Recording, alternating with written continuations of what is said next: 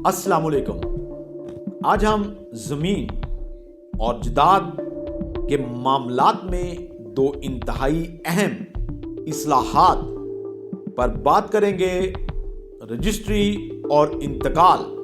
हम इन दोनों के दरमियान फ़र्क, नंबर 2, कौन सी जदाद के लिए रजिस्ट्री या इंतकाल ज़रूरी है, नंबर 3, कानूनी हवालाजात, नंबर 4, सुप्रीम कोर्ट के फैसलाजात, नंबर 5, रजिस्ट्री और म्यूटेशन को अदालत में चैलेंज क्यों और कैसे, किन ग्राउंड पर किया जा सकता है, नंबर 6, कानूनी कार्रवाई के लिए कौन सा अमल बेहतर है। तो चलें शुरू करते हैं।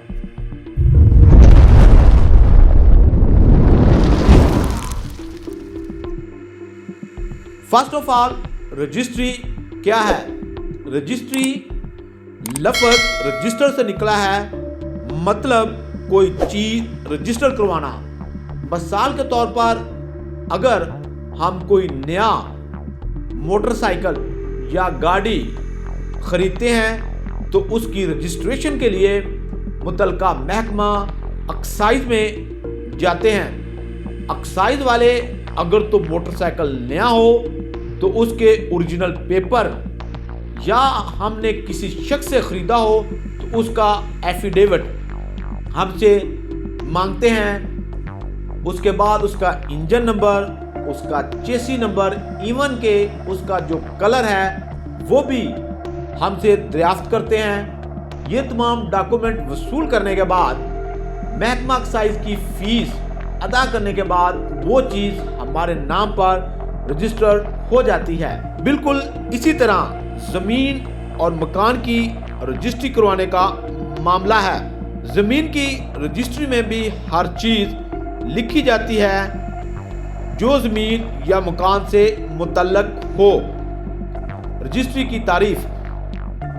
रजिस्ट्री जदाद की खरीदो फरोख्त, गिफ्ट या दीगर मुआहदे को कानूनी अमल है जो सब रजिस्ट्रार के दफ्तर में दर्ज होता है। यानी कि ये एक जदाद की खरीदो फरोख्त का एक कानूनी अमल है, यानी कि इसे लीगल प्रोटेक्शन मिलती है।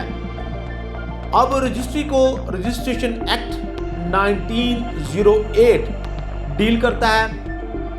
अब जो रजिस्ट्रेशन एक्ट 1908 का सेक्शन 17, जिसमें कैटेगोरिकली मेंशन है कि जब भी कोई इमूवेबल प्रॉपर्टी की खरीदो फरोख्त होगी, गैर मनकुला प्रॉपर्टी की खरीदो फरोख्त होगी, तो उसके लिए रजिस्ट्रेशन करवाना जरूरी है। अब इसी तरह ही रजिस्ट्रेशन का एक्ट 1908 का सेक्शन 49 में कैटेगोरिकली मेंशन है कि रजिस्ट्री के बगैर जदाद का मुआहदा अदालत में काबिल कबूल नहीं होगा। रजिस्ट्री करवाने का मकसद। रजिस्ट्री का मकसद जदाद के मुआहदे को कानूनी तहफ़्फ़ुज़ फराहम करना है और एक काबिल कबूल दस्तावेज के तौर पर पेश करना है। अब रजिस्ट्री के अहम निकात। रजिस्ट्री सिर्फ मुआहदे को कानूनी तहफ़्फ़ुज़ देती है। ये ज़मीन की मलकियत के हक की तस्दीक नहीं करती, यानी कि जो जदाद की प्रॉपर्टी की बाबत दो पार्टीज के दरमियान एक मुआहदा होता है, इसको कानूनी प्रोटेक्शन देती है। इसका ऑनरशिप के साथ कोई तल्लुक़ नहीं होता। नेक्स्ट, इंतकाल, म्यूटेशन। तारीफ। म्यूटेशन जदाद की मलकियत की तब्दीली को रेवेन्यू रिकॉर्ड में दर्ज करने का अमल है। यह ज़मीन के मालिक के कानूनी हकूक़ को ज़ाहिर करता है, यानी कि जो इंतकाल है वो जो लैंड रेवेन्यू रिकॉर्ड है उसमें ऑनरशिप को तब्दील करता है, यानी कि जो पहला ऑनर होता है उसकी जगह नए ऑनर का नाम दर्ज कर दिया जाता है। अब म्यूटेशन को लैंड रेवेन्यू एक्ट 1967 डील करता है। अब लैंड रेवेन्यू एक्ट 1967 का सेक्शन 42 में कैटेगोरिकली मेंशन है कि जमीन की मलकियत की तब्दीली को रेवेन्यू रिकॉर्ड में अंदराज करना जरूरी है। अब म्यूटेशन का मकसद, म्यूटेशन जमीन की कानूनी मलकियत को रेवेन्यू रिकॉर्ड में महफूज करता है। रजिस्ट्री या म्यूटेशन कब जरूरी है? जब जायदाद की फरोख्त हो, जायदाद किसी दूसरे फर्द को गिफ्ट की जाए, वरासती जायदाद के हकूक को तकसीम किया जाए, तो उस वक़्त रजिस्ट्री ज़रूरी है।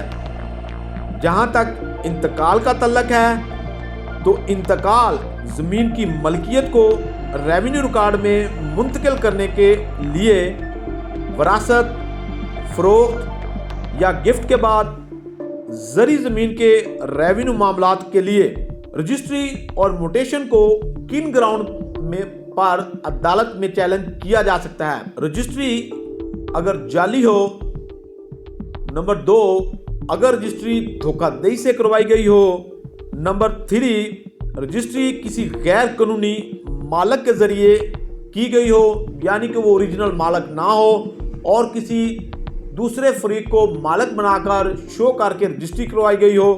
रजिस्ट्री के दौरान मुआहिदा दबाव या ज़बरदस्ती पर मुबनी हो। इंतकाल को किन ग्राउंड्स पर अदालत में चैलेंज किया जा सकता है? अब इंतकाल के दौरान रेवेन्यू रिकॉर्ड, रेवेन्यू हकाम ने कानून की खिलाफ वर्जी की हो, इंतकाल गैर कानूनी हो, नेक्स्ट इंतकाल धोखाधड़ी पर मुबनी हो, नेक्स्ट इंतकाल में जो लीगल एयर से उनको शामिल ना किया गया हो। तो ये वो ग्राउंड्स हैं जिन पर रजिस्ट्री और इंतकाल को किसी भी कोर्ट में चैलेंज किया जा सकता है। अब जो रजिस्ट्री है उसको स्पेसिफिक रिलीफ एक्ट 1877 के सेक्शन 31 में चैलेंज किया जा सकता है। और जहां तक म्यूटेशन का तल्लक है, तो म्यूटेशन को लैंड रेवेन्यू एक्ट 1967 के तहत चैलेंज किया जा सकता है। अब इसमें चंद honourable supreme court of Pakistan के case law PLD 2010 SC page 856 honourable supreme court of Pakistan ने होल्ड फरमाया कि रजिस्ट्री या इंतकाल को दोनों को सिविल कोर्ट में चैलेंज किया जा सकता है। Next case law PLD 2015 SC page 478 honourable supreme court ने होल्ड फरमाया कि जाली रजिस्ट्री या इंतकाल के खिलाफ कानूनी कार्रवाई की जा सकती है। इसी तरह ही एक और case law PLD 2020 SC page 312 honourable supreme court ने होल्ड फरमाया कि रजिस्ट्री और म्यूटेशन दोनों के बगैर कानूनी मलकियत मुकम्मल नहीं। अब रजिस्ट्री और म्यूटेशन में फर्क, अब जो रजिस्ट्री है वो दो पार्टीज के दरमियान एक मुआहदे को कानूनी तहफ़्फ़ुज़ फराहम करती है। जहां तक इंतकाल का तल्लक है, तो इंतकाल लैंड रेवेन्यू रिकॉर्ड में जो रजिस्टर हकदाराने ज़मीन है उसमें जो ऑनरशिप है उसको चेंज करता है। अब जहां तक अगर रजिस्ट्री को किसी कोर्ट में चैलेंज करना हो, तो रजिस्ट्री सिविल कोर्ट में चैलेंज की जाएगी, जिसके लिए स्पेसिफिक रिलीफ एक्ट 1877 का सेक्शन 31 के तहत चैलेंज की जाएगी। और जहां तक इंतकाल का तल्लक है, तो इंतकाल को रेवेन्यू कोर्ट में लैंड रेवेन्यू एक्ट 1967 के तहत चैलेंज किया जाएगा। अब रजिस्ट्री के बयानात रजिस्ट्रार के ऑफिस में कलमबंद होते हैं, जिसमें रजिस्ट्रार जो फरोख्त कुनिंदा है और सेल कुनिंदा वहां पर मौजूद होते हैं, जिनसे बारी बारी जो रजिस्ट्रार है वो उनसे पूछता है। जो सेल कुनिंदा है, जो बेचने वाला है, उससे तहसीलदार पूछता है कि ये प्रॉपर्टी आपने अपनी आज़ाद मर्जी से बिला कोई खौफ व ख़तरा और इस प्रॉपर्टी की बाबत आपने जो रकम रजिस्ट्री में मेंशन है वो वसूल कर ली है। इसी तरह ही जो खरीद कुनिंदा है यानी कि परचेजर, उससे भी रजिस्ट्रार कंफर्म करता है कि ये प्रॉपर्टी आपने परचेज कर ली है और इसका कब्जा आपके हैंडओवर हो गया है। इसी तरह ही जो इंतकाल है, इंतकाल मुतलका पटवारी या तहसीलदार के दफ्तर में सरअंजाम पाता है। अब जो रजिस्ट्री है वो ज़मीन के मुआहदे को कानूनी हैसियत देती है, यानी कि उसकी एक कानूनी लीगल प्रोटेक्शन होती है। जहाँ तक इंतकाल है तो इंतकाल मालिकाना हकूक प्रोवाइड करता है। अब रजिस्ट्री करवाने के बाद जो मालिक है वो इंतकाल करवाएगा।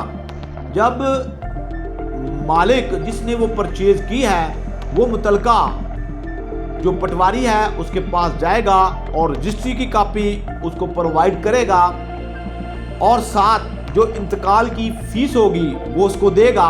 अब पटवारी मुतलका रजिस्ट्री की वेरिफिकेशन करेगा। वेरिफिकेशन करने के बाद प्रॉपर्टी में जो रजिस्टर हकदाराने ज़मीन है उसमें उसका इंतकाल दर्ज कर देगा। और जहां तक इंतकाल का तल्लक है तो इंतकाल में जो लीगल एयर्स हैं यानी कि कानूनी वारसान हैं, अगर प्रॉपर्टी थ्रू लीगल एयर्स मिल रही है तो उसमें मुतलका FRC यानी कि फैमिली रजिस्ट्रेशन सर्टिफिकेट नादरा से हासिल करेगा, जिससे ये साबित होगा कि जो मरने वाला है उसके जो लीगल वारसान हैं वो उसमें मौजूद हैं। अब पटवारी उसका शजरा तैयार करेगा और शजरा तैयार करने के बाद जो वो इंतकाल है उनमें उनका नाम दर्ज हो जाएगा। रजिस्ट्री और म्यूटेशन दोनों जद्दाद की कानूनी मलकियत के लिए अहम हैं। अगर आपको इन मामलात में कोई मसला हो तो फौरी तौर पर कानूनी मशवरा हासिल करें और अपनी जद्दाद के हकूक का तहफ़्फ़ुज़ करें। यह था रजिस्ट्री और म्यूटेशन के दरमियान फ़र्क का तफसीली जायज़ा कानूनी दफ़ात के साथ। उम्मीद है आपको ये वीडियो ज़रूर पसंद आई होगी और ज़मीन के कानूनी मामलात को समझने में मदद मिली होगी। अगर आपको ये वीडियो पसंद आई हो तो प्लीज़ इसे लाइक करें, दोस्तों के साथ शेयर करें और हमारे चैनल को ज़रूर सब्सक्राइब करें ताकि आपको ऐसी मज़ीद इंफॉर्मेटिव वीडियो मिलती रहें। शुक्रिया।